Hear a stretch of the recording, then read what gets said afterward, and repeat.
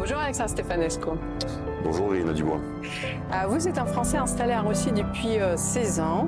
Vous avez entamé votre carrière dans le recrutement il y a très longtemps. Et c'est comme ça d'ailleurs qu'on a fait connaissance il y a presque 16 ans maintenant.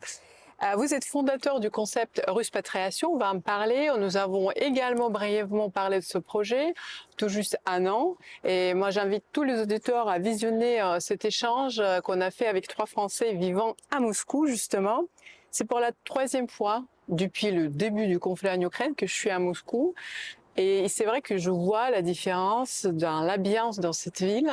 Certes, on est en plein cœur de Moscou, en vacances, mais c'est plus léger, c'est plus spontané. Que pensez-vous de ça? Est-ce que vous pensez, quel regard, puisque vous côtoyez les moscovites et notamment les Russes ou lambda, quel regard porte le moscovite moyen sur ce conflit en Ukraine? Comment il est perçu en Russie?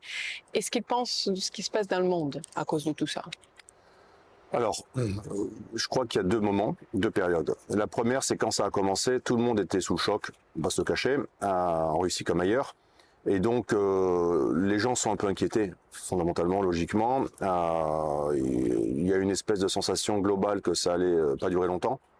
Donc, on s'est dit, il y a une forte secousse, mais elle va être provisoire. Après, les gens commencent à comprendre que ça durait. Et donc c'était parti pour durer. Après, il y a eu une mobilisation en Russie, à l'automne 2022, qui a en fait généralisé le conflit dans la tête des gens. Parce que jusqu'à la mobilisation, ça concernait pas les gens. Peu les gens.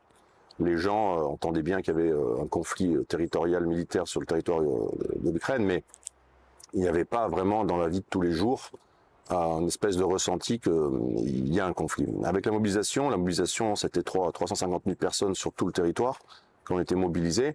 Eh bien, entre guillemets, chaque famille a été directement ou indirectement concernée. Donc, la dimension, le ressenti que ce conflit est là a touché tout le monde. Tout le monde a un proche qui. Donc, ensuite, il y a des décès, ensuite, il y a des blessés, ensuite, il y a ci. Voilà. Donc, globalement, en 2022, on va dire que l'ambiance des moscovites était plutôt il y avait du stress et de l'inquiétude. Et puis en 2023, les choses ont changé. Ça s'est inversé. Les gens ont compris qu'ils allaient vivre avec ça. Plausiblement, les nouvelles en 2023 du front sont devenues bien meilleures. Aussi, ça a sans doute contribué. Je pense que les autorités russes ont fait un énorme travail de communication pour positiver la situation. Et puis, il y a eu l'inattendu, c'est-à-dire qu'en fait, le miracle économique, c'est-à-dire que la Russie est un pays en redéveloppement depuis de longues années, ça a commencé dans les années 2000, la chute de l'URSS, le pays s'était appauvri, les années 90, etc. Et donc, à partir des années 2000, le redressement, le renouveau économique s'est mis en place, et tout le monde s'est demandé si avec les 22 000 sanctions déclarées par l'Occident contre la Russie, ça allait pas casser ce mécanisme. Et non, ça l'a pas cassé. Au contraire, ça l'a presque accéléré. Donc il y a eu un contre-effet inattendu par quasiment tout le monde. Et le fait que les sanctions n'aient pas fonctionné, qu'il y ait des contournements, que tout reste un peu comme avant, voire même mieux qu'avant, ça a contribué à redonner le moral aux gens, en fait, tout simplement. Et puis la Russie est un pays qui produit les matières premières avec lesquelles sont produits la quasi-majorité du complexe militaro-industriel. Donc en gros, quand vous avez l'État russe qui augmente de 3 à 6% la part des dépenses pour la défense, eh bien ça impacte tous les segments de l'économie russe en fait. Donc la croissance des dépenses a accéléré la croissance économique, l'a soutenue, et de facto, ça a créé des emplois, ça a créé des hausses de salaire. Moi, j'ai un cabinet de recrutement, on constate chez nos clients des hausses de salaire sur 2024 de 20 à 30%. Dans l'Oural, c'est 35%. Donc les gens ont beaucoup plus d'argent. Les gens se sont enrichis. Les sanctions ont enrichi les Russes. Quand on y pense, c'est un concept absolument incroyable. Donc il y a plus d'argent, le moral est revenu, les gens sont enrichis. Et globalement, les Russes se réorientent. Par exemple, quand les sanctions ont commencé et que les producteurs de voitures allemands célèbres, pour qui la Russie était un très gros marché, on dit on arrête de livrer la Russie. Moi, je me suis demandé comment ça allait faire. Et le basculement de consommation des Russes avec un peu d'argent, mais pas seulement, à acheter des voitures de luxe chinoises, il a été très rapide. Les Russes sont très souples.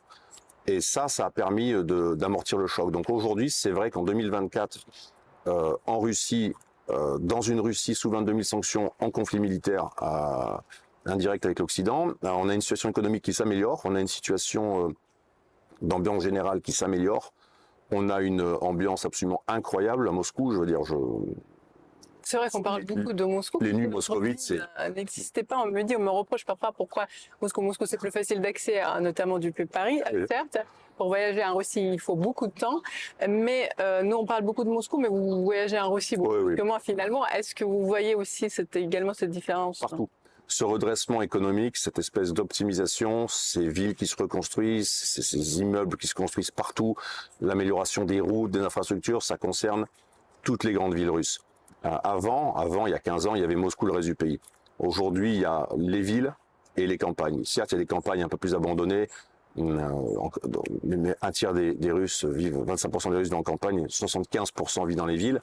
Mais non, le redressement, il frappe toute la Russie et l'ambiance, les infrastructures pour les enfants, les infrastructures pour les gens, ça concerne la très grande majorité du territoire russe aujourd'hui. Donc il y a vraiment un renouveau russe qui s'accélère depuis le début de l'opération militaire spéciale, ce qui est incroyable. On va revenir à la question économique un petit peu plus tard. Ce qui m'intéresse aussi par rapport à la perception de cette guerre, clairement, donc on dit en France c'est la guerre, ici l'opération spéciale, le conflit en Ukraine. Le président Poutine même a dit que c'est une guerre civile. Il a prononcé cette expression pour la première fois dans son discours et je pense que dans l'interview avec Tucker Carlson, c'était aussi le cas. Est-ce que les Russes le verbalisent? Oui.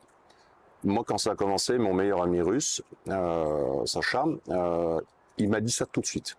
Il m'a dit c'est une guerre civile entre peuples frères. Et lui m'avait dit tout de suite, ça risque de durer parce que les Ukrainiens c'est des Russes, en gros je schématise, mais Français personne, les Ukrainiens sont comme nous, donc ils sont aussi entêtés que nous. Donc en gros c'est une guerre fratricide presque entre deux peuples frères, chrétiens orthodoxes. Et oui, donc la plupart des gens ici, ils font avec. À 2 ans et demi de conflit maintenant, il y a des décès quand même. Il y a dans les entreprises, nous, dans lesquelles on travaille, des groupes étrangers encore présents. Il y a des employés encore mobilisés, enfin qui ont été mobilisés, qui sont encore sur le front. Il y a eu des blessés aussi, des décès. Donc, ce quotidien est devenu le quotidien réel. Mais les gens, peut-être en Russie, je pense, ont plus un côté acceptant, fataliste. C'est comme ça. Donc, c'est très russe. C'est très russe. Cette guerre entre guillemets n'était pas voulue par la Russie. La Russie a été contrainte de déclencher l'opération militaire spéciale et c'est cette opération militaire spéciale qui doit amener la guerre à la fin. Donc les gens comprennent que la Russie n'est pas l'agresseur, n'est pas le coupable. Et donc ils ont plutôt, je pense, à mon avis, les gens à qui je parle, une espèce de sensation que ce qui est fait pour le mieux en fait. Même si c'est dur, avec toutes les conséquences tragiques qu'il y a, à la fin, l'après, les choses iront mieux. Donc je pense vraiment que les Russes pensent ça et sont convaincus de ça. Mais effectivement, tout le monde se demande quand est-ce que ça va s'arrêter. C'est tout à fait logique. Lors de mon récent échange avec Slobodan Despot, que vous connaissez certainement, il s'est exprimé au sujet du complexe d'infériorité des Russes. Ce que j'ai envie de vous demander, puisque vous connaissez la Russie un petit peu plus, est-ce que ce complexe qui a certes existé dans les années 90 existe encore? Il existait encore jusqu'à il y a peu. Et là, pour le coup, il y avait toujours cette sensation que parce que c'est fait en Allemagne, c'est mieux, parce que c'est fait en Europe, c'est mieux. C'est vrai que l'Europe est en pointe sur un tas de technologies. Elle a été dépassée pour les voitures par les Asiatiques quand même. Donc il y avait déjà, par exemple, si on prend les voitures, c'est un sujet important pour les Russes, la voiture. Le parc automobile allemand était en train d'être remplacé par le parc automobile coréen. Et là maintenant, c'est le parc automobile chinois qui a pris le dessus. Mais oui, il y avait déjà de facto dans la vie de tous les jours, on achète plus de produits en Asie, que d'Europe dans la vie de tous les jours. Donc il y avait déjà quand même une espèce de regard vers l'Asie des Russes. Mais aujourd'hui, je pense qu'avec l'opération militaire spéciale et l'espèce de confrontation avec l'Occident, oui, moi je sens que ce complexe, qui était en décroissance quand même, là a pris un coup et qu'il est beaucoup moins présent maintenant dans la tête des gens. Les gens ont fait une coupure. Je pense encore une fois que les autorités russes ont vraiment bien travaillé la communication. Il y a eu l'exposition Russie à Vedenka, Exposition Russie qui vient d'être arrêtée malheureusement, mais depuis 5 ou 6 mois, depuis octobre, avec vraiment la présentation de stands sur la culture russe, les régions russes, les traditions russes. La Russie a une famille, 2 familles au pluriel. Je crois que près de 15 millions, 20 millions, 30 millions de Russes l'ont visité. Et moi, je l'ai fait 5 fois. C'est la chose la plus incroyable que j'ai vue de mes yeux. C'est-à-dire des pavillons géants dans lesquels on montre les régions russes, les traditions, les nouvelles technologies, les robots, les robes traditionnelles des femmes, les coiffures traditionnelles russes, les minorités russes très peu connues, les VEPS, etc. Et au milieu de la technologie, des robots Yandex, des voitures sans chauffeur, des robots qui parlent pour l'administration. Donc cette espèce de mix entre tradition et modernité que la Russie est en train de mettre en place, à mon avis, c'est un modèle gagnant et je pense qu'il permet aux Russes de reprendre totalement confiance en eux, de s'apercevoir que finalement, dans la balance, ce que l'Occident avait amené en Russie, moi je pense qu'elle l'a amené. Je pense que maintenant ça suffit, on a fait le plein. Et je pense que la Russie n'a plus de complexe à avoir parce que sous nombre d'aspects, aujourd'hui, la vie en Russie aujourd'hui, pour quelqu'un de lambda, on vit dans un pays qui est beaucoup plus moderne, développé, avancé que la plupart des pays européens. La vie à Moscou en 2024, on est dans le 21e siècle, on est dans le 22e siècle donc déjà. Il y a des robots livreurs, il y a des voitures sans chauffeur, il y a des livraisons par drone, tout est propre, tout est sous caméra, il n'y a pas d'insécurité, tout est magnifique, il y a des terrasses, les gens sont dehors, il y a de l'argent. Donc c'est un mode de vie, un mode de fonctionnement de société à mon sens qui est réussi. Et le modèle russe pour ça est un modèle réussi et qui fonctionne et qui permet de réussir ce qu'on n'arrive pas à faire ensemble, notamment qui est le vivre ensemble. Les gens sont très variés ici, mais vivent ensemble. Et le pavillon des régions Exposition Russie, c'est ça, c'est les cultures russes, les régions russes, mais c'est la Russie. Qu'est-ce que vous dites à ces personnes-là? Parce que lors de notre dernier échange avec Gilles Rémy et vous, également il y avait le représentant de Barnes, Oui. on m'a dit oui, de toute façon ils ne peuvent pas dire autre chose puisqu'ils sont obligés de le dire, ils vivent en Russie, ils travaillent, il faut être positif. Qu'est-ce que vous dites est-ce que vous critiquez la Russie parfois? Beaucoup. On m'accuse même d'être trop critique envers la Russie. Alors je veux dire, mais c'est pas possible. J'aime la Russie, comment je pourrais... Non, mais qui aime bien châtie bien, on dit en France. Donc, non, on peut tenir tous les discours possibles et imaginables, mais si vous aimez pas un pays, il faut pas y habiter en fait.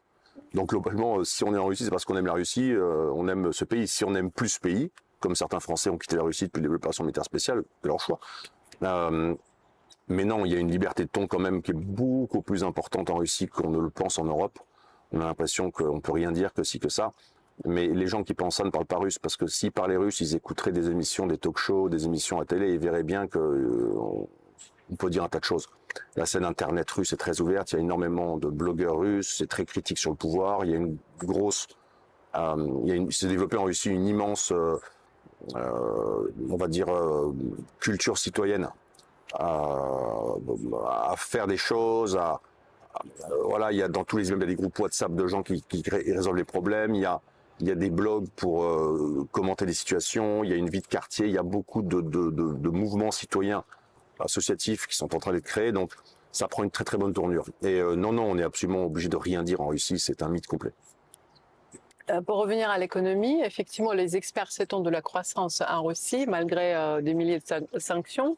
Seulement 22 000, ça va. Ouais, effectivement. Avant, c'était la Syrie, le pays le plus, ou l'Iran, le pays le plus sanctionné il y a quelques années. Là, c'est la Russie. Oui. Et les autres s'interrogent si cette résilience va durer.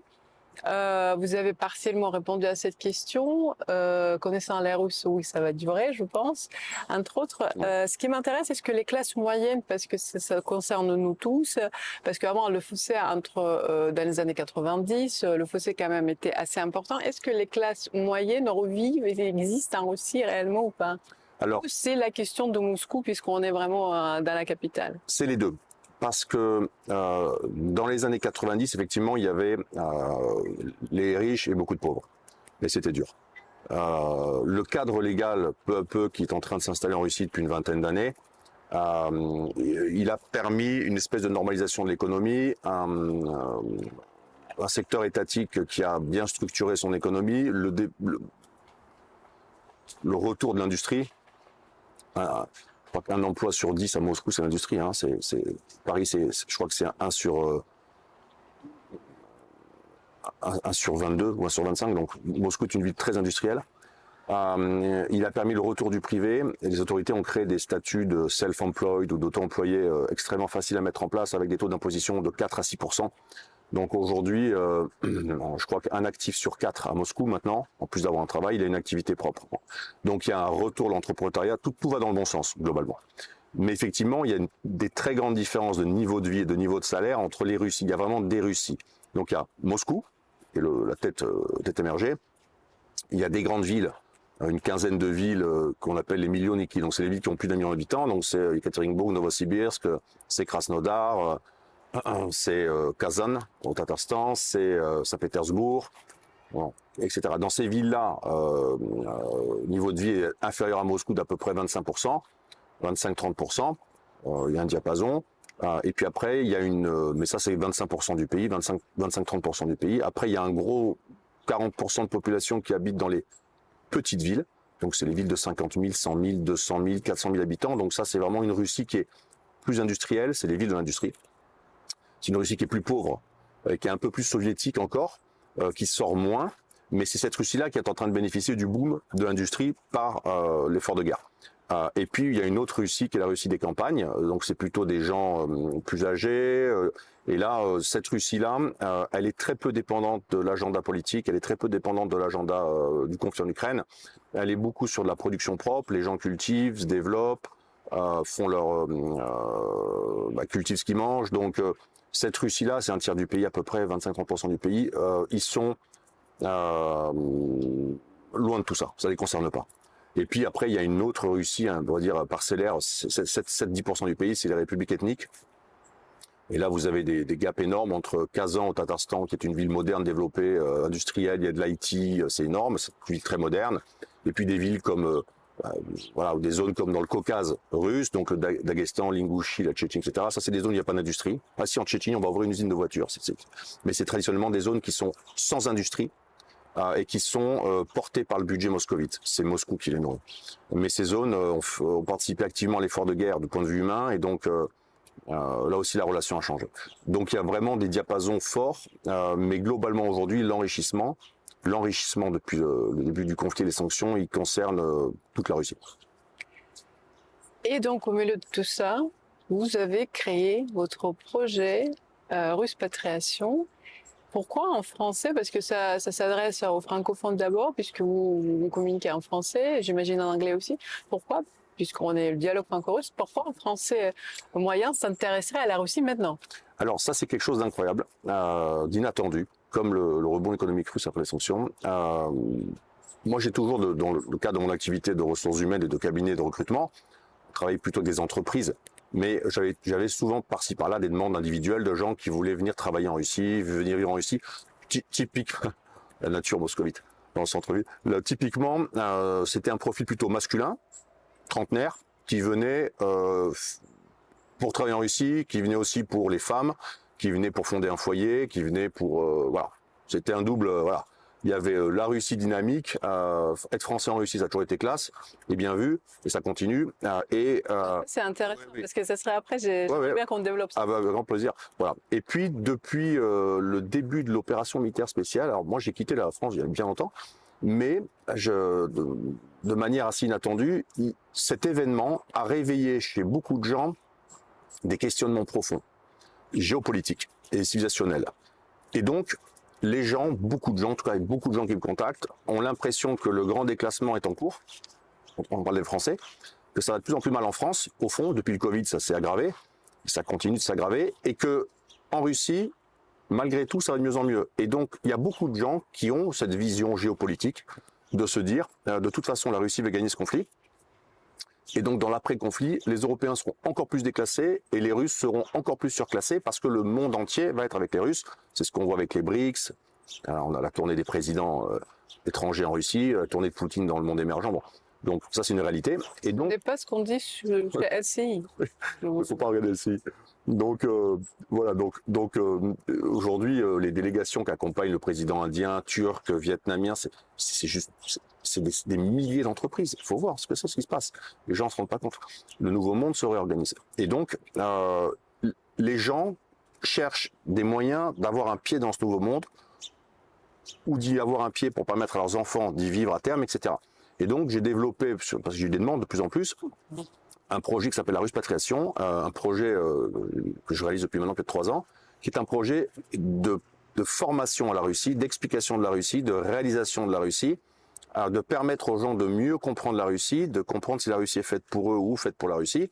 Donc j'ai créé en fait une formation qui s'appelle Cap sur la Russie, qui est un produit unique. C'est 11 heures d'enregistrement où je décris tous les aspects de la Russie, économique, humain, les lois, le cadre juridique, les routes, les voitures, les comportements d'achat, la culture des enfants, les religions. Je parle de tout. Voilà. Et cette formation, elle a déjà plusieurs centaines de personnes qui l'ont achetée. Hein. Je l'ai réalisée il y a 2 mois seulement. Cette formation, elle a pour but de donner une meilleure compréhension du cadre aux gens, le cadre russe, de ce qu'est la Russie réelle d'aujourd'hui, loin des fantasmes et loin des clichés. Et derrière, je complémentarise ça par des voyages d'accompagnement sur la Russie. Donc aujourd'hui, c'est sur 3 villes, Moscou, Krasnodar et Saint-Pétersbourg, avec 2 partenaires sur les 2 autres villes. Là, c'est des programmes d'accompagnement, alors soit individuels sur 4, 5, 7, 10 jours, où on va découvrir la Russie réelle, on va en banlieue, on va à l'administration, on va à l'hôpital. L'administration, c'est intéressant. Ah oui, j'emmène au MFC, My Documents. J'emmène à l'hôpital, on va voir le poste de police, on va habiter on va passer 2 jours dans un quartier dortoir en banlieue lointaine, on fait le métro à l'heure de pointe, on va voir le beau et le pas beau, on va voir dans les parcs, on sort le soir. Donc c'est vraiment un parcours de vie pour voir comment c'est réellement quand on gratte et qu'on creuse. Et là, à la fin du mois de juillet, pour la première fois, on a un premier voyage de groupe avec mes 2 partenaires qui on travaille là-dessus. Donc on a 12 personnes qu'on accompagne pour le projet Ruspatrip, donc que vous aviez parlé dans une de vos newsletters. Donc là, on a un voyage de groupe de 9 jours, 12 personnes sur Moscou et Saint-Pétersbourg. Ça va être un voyage extraordinaire, donc de découverte de la Moscou technologique et traditionnelle, et avec des rencontres avec des entrepreneurs ici, avec des communautés d'affaires. On fait vraiment quelque chose de très très poussé. Et derrière, on va initier donc un autre projet qui s'appelle le Ruspatour, les Ruspatours. Et là, on va faire des formats de voyage XYZ très variés pour des publics très différents, à des prix assez accessibles, donc des voyages très démocratiques en Russie. Et là, on va faire pareil, Moscou, Saint-Pét, Krasnodar, les petites villes, Anodor, etc. Le but, c'est de réinitier des voyages de découverte de la Russie pour des Français, des Suisses, des Belges. Pour l'instant, c'est les francophones principalement, afin de remettre du contact déjà entre les peuples, de leur permettre de découvrir l'incroyable réalité russe d'aujourd'hui sous 20 000 sanctions, l'âme russe sous 20 000 sanctions, comme j'aime à dire, et puis de permettre aussi dans le paquet de ces gens, ceux qui ont des projets personnels Russie forts, de venir toucher les réalités russes. Parce qu'on a quand même des gens qui s'installent en Russie, qui viennent vivre, s'installer.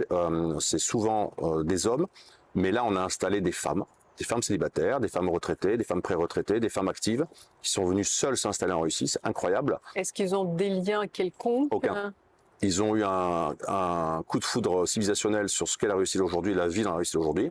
Et là, on accompagne pour la première fois sur la rentrée de septembre. Maintenant, on est 5 personnes à bosser pour la Ruspatriation. On accompagne des familles franco-françaises avec des enfants. Et donc, nous avons créé, j'ai créé avec mon épouse qui travaille avec moi sur ce projet, on a créé un programme spécial avec une école privée russe, un programme que pour les enfants francophones, donc belges, suisses, français, canadiens, etc. Un programme de russification linguistique accélérée et un programme de podgotovka, donc de préparation au système scolaire russe. Parce que l'idée de ces familles, c'est de mettre les enfants dans le système scolaire russe pour qu'ils aient un bac russe et que derrière ils fassent des études supérieures en Russie.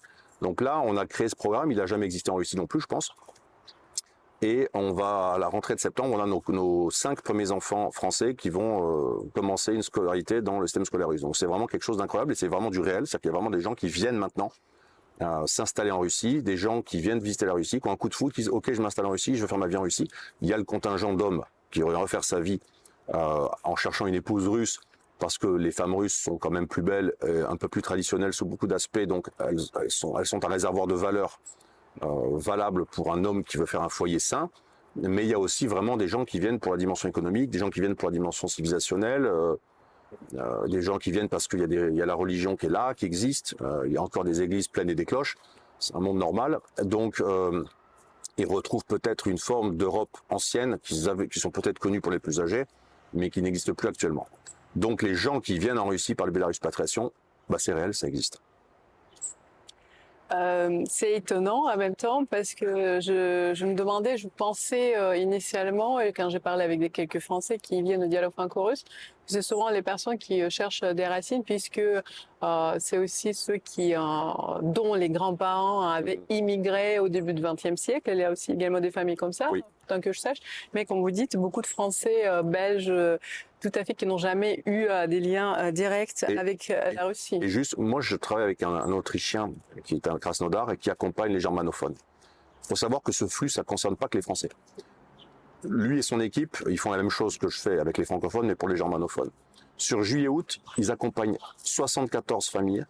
Famille. C'est-à-dire pas des Russes, pas des Russes d'Allemagne, des Allemands et des Autrichiens de souche. 74 unités, donc des individuels ou des familles ou des couples, de gens qui viennent en Russie faire 1 mois, 2 mois, apprendre un peu le russe, visiter. C'est principalement Moscou et Krasnodar.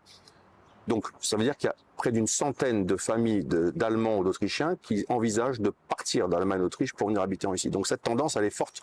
Il y a des Canadiens, il y a des Australiens, il y a des Allemands, des Français. C'est une tendance des Occidentaux, d'un certain public occidental, un certain contingent d'Occidentaux à vouloir venir habiter dans la Russie de 2024, dans la Russie du monde d'après.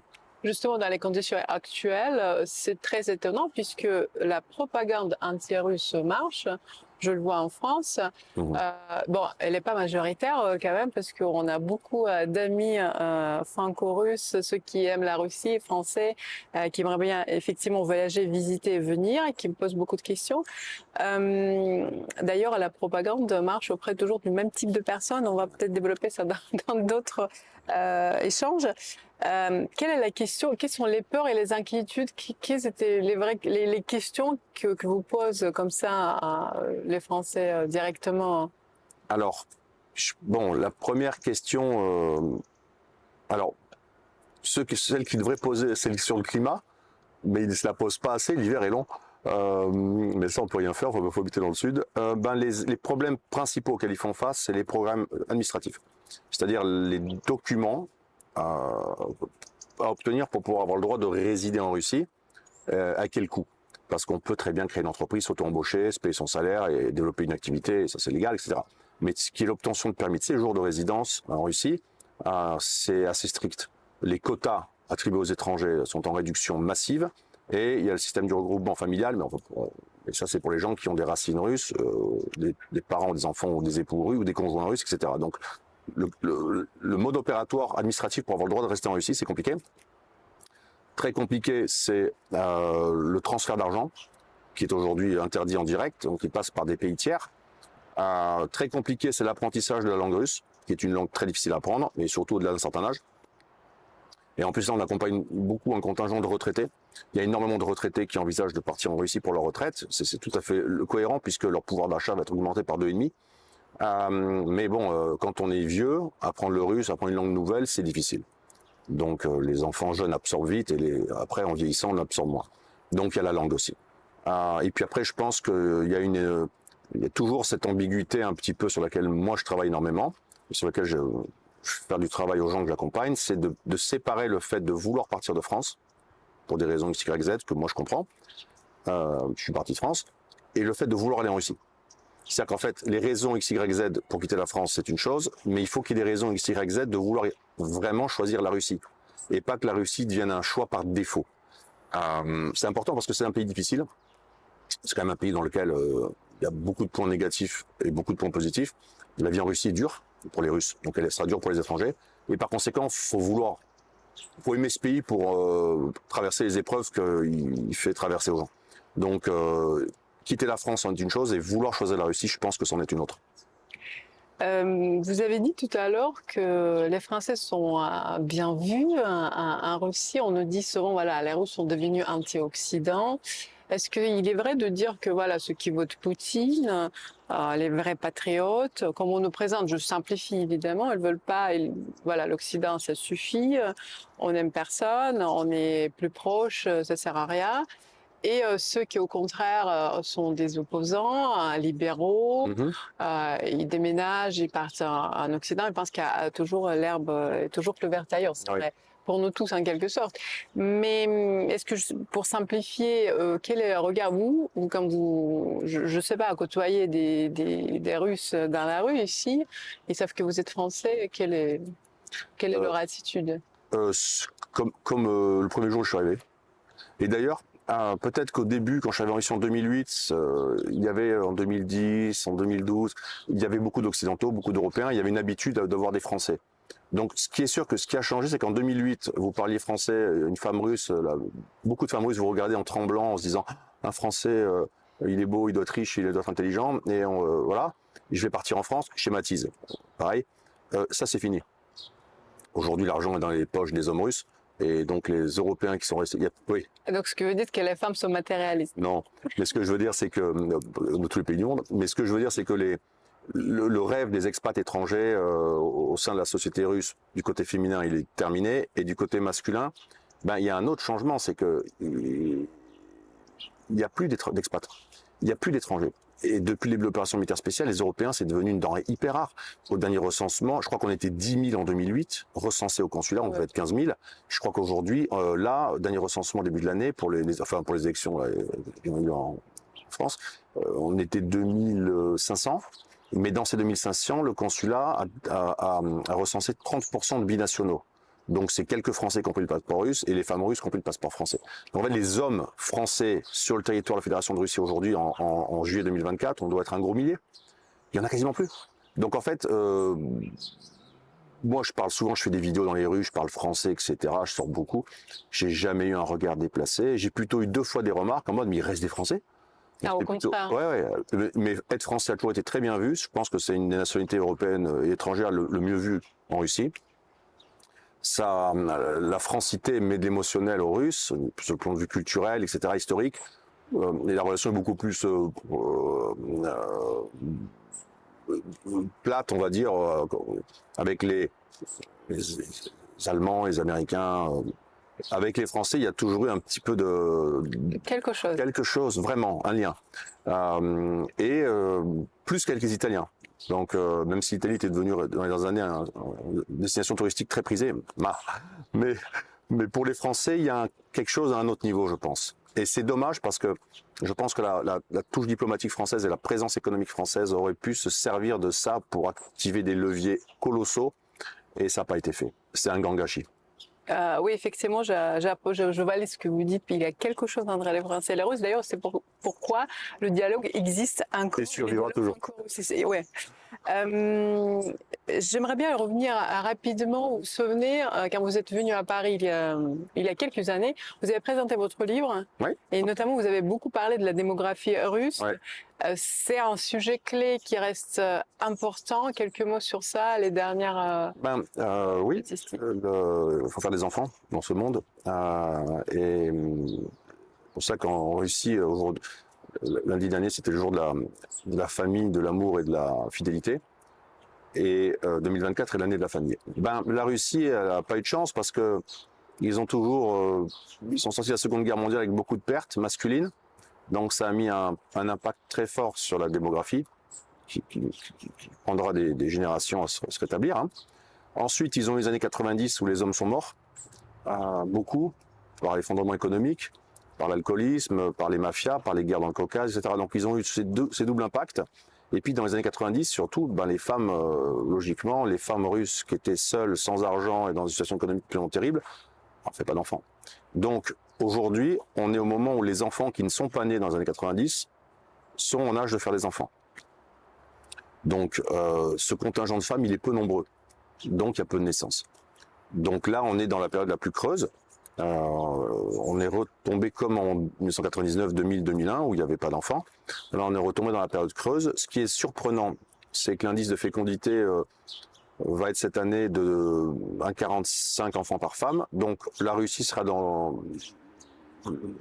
parmi les pays, si on ne compare pas l'Union européenne, en tête, avec la Roumanie, avec sans doute peut-être la Suède, etc. Mais la Russie aura plus d'enfants par femme que l'Allemagne, plus d'enfants par femme que la plupart des pays européens, que la Tchéquie, etc.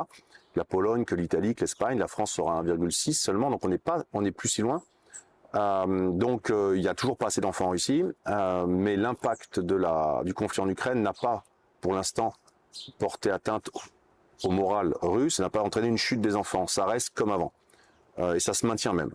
Donc les cohortes de femmes en âge de faire des enfants, si on prend le point central d'âge de 30 ans, elles sont en diminution de 3,5% par an. Ça va durer jusqu'à 2027-28 à peu près, puisque 28 ans sera l'âge du premier enfant pour des femmes qui sont nées en 2000, et après 2001, 2002, il y a de plus en plus de naissances, donc il y aura de plus en plus. Donc à partir de 2028, on repartira sur une tendance de naissance à la hausse très forte, très forte, jusqu'à 2045 à peu près.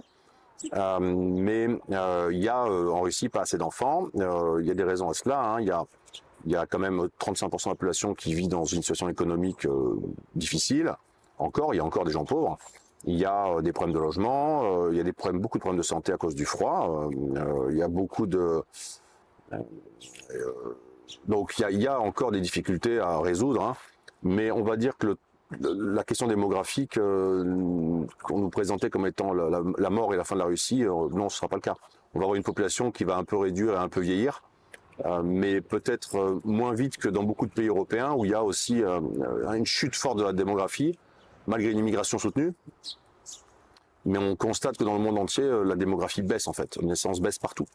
Donc la Russie s'en sort beaucoup mieux que beaucoup de pays asiatiques, que beaucoup de pays d'Amérique centrale, que beaucoup de pays européens vieillissants, catholiques, soit Chypre, l'Italie, l'Espagne, la Pologne. Donc finalement, peut-être que dans 5 ans, on s'apercevra que la Russie est sortie dans une situation démographique beaucoup plus normale et saine que beaucoup de pays occidentaux. Donc voilà, regard plutôt apaisé là-dessus. Vous comprenez ces Russes, les jeunes, surtout ceux qui ont 20, 30 ans, entre 20 et 30 ans, qui sont partis au début du conflit. D'ailleurs, il y avait pas mal de personnes qui sont parties. On me dit qu'ils reviennent. Vous avez les chiffres plus exacts là-dessus. Et la jeunesse moscovite, c'est une chose, mais la jeunesse russe en soi, est-ce qu'ils souffrent de la dictature en Russie? Ah oui, terrible. Non, évidemment que les Russes, aujourd'hui, un Russe moyen, si on peut qualifier un Russe moyen d'une ville russe, il est beaucoup plus libre qu'un Français moyen. Déjà, il est beaucoup plus libre dans l'expression politique. Il est beaucoup plus libre parce qu'il peut sortir se balader le soir sans se faire agresser. Pour les jeunes femmes, j'étais hier au parc Gorky, qui est un parc dans le centre. Il y a une zone dans les bois de bronzage. Il y a des filles topless en train de bronzer. Elles ont le téléphone portable posé à côté, l'iPhone 15. Elles dorment. Il n'y a rien qui est volé. Il n'y a pas d'insécurité. Donc, il y a une forme de liberté beaucoup plus forte dans la société russe aujourd'hui. Les jeunes et les jeunes russes sont vraiment très libres. Mais au début du conflit, il faut bien comprendre que l'organe de recrutement, ce qu'on appelle le bureau militaire en Russie, le Voenkomat, c'est un organe assez soviétique encore. Donc des erreurs de dossier, il peut y en avoir. L'organe lui-même est poussiéreux. Donc les gens le savent. Et puis aussi, faut comprendre que à l'époque, il y a beaucoup de gens, ils ont fui le Voenkomat à l'époque. C'est-à-dire qu'en fait, ils ont obtenu un billet militaire dans les années 2000, acheté. Donc, vous êtes un Russe, vous voulez pas aller à l'armée, vous payez, on vous donne un billet militaire comme si vous avez fait l'armée, on met quoi dessus? Tankiste. Puis après, vous pouvez impressionner les filles. Mais dans le fichier central, vous êtes tankiste. Et donc, quand la mobilisation commence et qu'on cherche des artilleurs et des tankistes, parce que c'est ce qui manque, on prend le fichier tankiste. Mais vous avez jamais vu de tank de votre vie. Il y a eu des cas comme ça qui sont sortis dans la presse, de gens qui ont avoué, qui ont dit je suis sur le front. Je crois que sur les 270 mobilisés, d'ailleurs, hein, il me semble que maintenant il y en a plus que 200 000. Ils en ont envoyé déjà 50 000. C'est des erreurs de casting catastrophiques. Donc il y a eu des décès, bien sûr, des blessés, mais il y a eu aussi des gens qui ont été renvoyés. Donc il y a eu tout ça. Il y a des gens qui ont eu peur. Il y a beaucoup de gens qui sont partis dans les pays tiers. Moi, j'ai vu ça en Arménie où je vais souvent. C'était blindé de Russes. Non, c'est fini. Les gens reviennent peu à peu. Ils reviennent peu à peu parce que vivre dehors, c'est compliqué. Il faut pouvoir bosser, il faut de l'argent. Que finalement, le niveau de vie que vous avez dehors est pas super. On vit mieux en Russie. Et que maintenant que le spectre de la mobilisation ou d'une deuxième mobilisation semble lointain, bon, la confiance est revenue. Il faut bien comprendre, vous parlez des Russes de Moscou et des autres Russes. Aujourd'hui, l'État russe a créé un système de volontariat en donnant des très gros salaires aux volontaires. Donc en fait, les hommes qui s'engagent, c'est des hommes qui partent de la Russie profonde dont je parlais précédemment, les petites villes et la campagne, c'est des gens qui ont des revenus de 200, 300, 400 euros par mois. Ils vivent comme ça, 30 000, 40 000 euros, 25 000 euros, ça existe vraiment. Et donc, ils font un an à l'armée, en Ukraine, en Nouvelle-Russie, et ils ont des salaires de 3-4 000 euros par mois. Donc, ils tiennent 12 mois, ça fait 40 000 euros. Et 40 000 euros, c'est-à-dire 4 millions de roubles dans une toute petite ville russe, c'est une maison, c'est un appart, c'est une voiture. Donc il y a énormément, ils ont un vivier potentiel, les Russes, à piocher, dans des gens masculins, on le voit sur les avis de décès, d'où sont originaires les gens, c'est les petites villes. Donc cette Russie-là, et c'est des jeunes ou des pas jeunes, cette Russie-là, elle est énorme. Et plus ils payent, plus ils vont payer cher, et ils ont les caisses sont pleines, donc ils peuvent, plus ils vont pouvoir avoir de volontaires. Donc globalement, ils peuvent comme ça évacuer le besoin d'immobilisation et ça rassure aussi le business. Vous avez parlé tout à l'heure de l'âme russe. Est-ce qu'il y a un durcissement dans le caractère russe depuis que vous êtes là? Moi, je trouve les gens beaucoup plus apaisés qu'avant en Russie. Les gens sont beaucoup plus sereins, beaucoup plus apaisés, beaucoup moins en conflit. Tout s'améliore, l'administration c'est plus facile, la route ça va mieux, donc il y a moins un stress j'ai l'impression, de tension face au monde extérieur, comme on le ressent en Russie. Le climat, bien sûr, hein, dans le Grand Nord russe, dans Sibérie, ça, les immensités, le climat, bon, on sait que c'est dur, hein. Mais en général, au global, j'ai l'impression que les choses, moi je qualifie la Russie comme un pays apaisé. Et il me semble que les Russes sont beaucoup plus apaisés. Pour vous répondre sur le point que vous mentionniez précédemment sur le fait anti-occident ou pas, moi, je sens pas d'hostilité aux Occidentaux. Je pense qu'on n'a jamais eu, en fait, spécialement. Il y a eu une bonne compréhension des Russes, là-dessus les médias russes ont bien joué, une bonne compréhension de l'hostilité géopolitique occidentale à l'égard de la Russie. Ça, c'est acté. Mais ce que les Russes ne veulent pas d'Occident, c'est tout le sociétal. Ça ne marche pas. Le reste, ce qu'ils ont eu à prendre, ils l'ont pris. Donc les Russes, dans un sens, se sentent européens, mais ils font peut-être partie de l'Europe, civilisationnellement, la Russie c'est une partie de l'Europe, mais c'est pas que ça, c'est aussi autre chose. Moi j'ai plutôt l'impression qu'il y a une réaffirmation patriotique, civilisationnelle russe, qui ne se fait pas en opposition avec les Européens et les Occidentaux, elle se fait baser sur un logiciel russo-russe en fait. Donc c'est le patriotisme cool, c'est-à-dire vous allez à l'exposition Russie, c'est des cœurs, c'est le drapeau, des cœurs en fleurs, des cœurs rouges, le drapeau russe dessus. C'est absolument pas contre. C'est plutôt une fierté personnelle. Merci Alexandre de maintenir le dialogue, d'avoir trouvé le temps pour le dialogue franco-russe à Moscou. Toujours dispo. Que peut-on faire ensemble peut-être pour renouveler ce dialogue? Comment nos élites vont renouveler ce dialogue puisqu'il est perdu? Nous, on maintient le dialogue entre les sociétés civiles, ce qui est déjà beaucoup, mais est-ce qu'il y a une relation franco-russe d'après? Alors moi, c'est ce que j'essaie de faire à mon humble niveau, c'est-à-dire de faire venir des Français en Russie, des Belges, des Suisses, et leur montrer qu'on peut se parler avec les Russes et qu'on vit bien en Russie. Du point de vue... on est en juillet 2024, on verra comment les choses évoluent, mais moi j'ai la sensation qu'il y a un grand divorce. Et j'ai la sensation que dans les divorces difficiles, les choses mettent du temps à se remettre en place. Donc moi je pense que le divorce entre la Russie et la France, entre la Russie et les Européens et les Occidentaux, il est assez fort. Les Russes, plausiblement, ont la main et décideront de renouer le contact. Et je pense qu'ils vont décider quand ils vont le renouer avec qui. Et les Européens seront en position d'attendre. Merci Alexandre. Merci Elena.